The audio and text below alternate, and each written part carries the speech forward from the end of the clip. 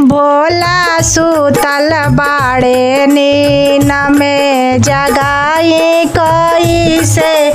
भोला सुतल बाड़े नीन में जगाई कैसे हो जगाई कैसे। भोला सुतल बाड़े नीन में जगाई कैसे।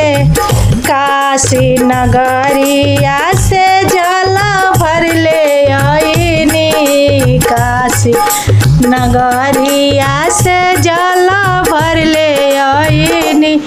बिना रे इजाजत जल चढ़ाऊं कैसे।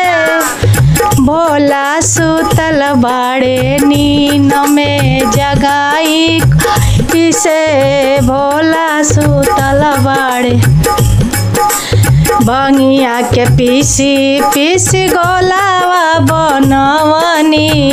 भंगिया के पीसी पीसी गोलावा बनवनी। बिना रे इजाजत भांग खियाई कैसे। भोला सुतल बाड़े नीन में जगाई कैसे। गाजवा के मली मली चिलम चढ़वनी। गाजवा के मली मली चिलम चढ़वनी।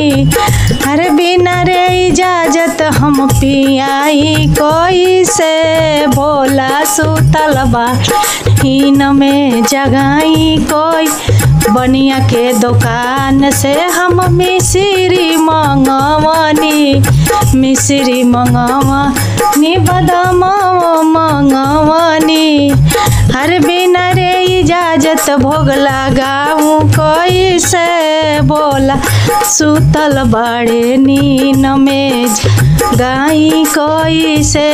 भोला सुतल नीन में जगाई कैसे। हर हर महा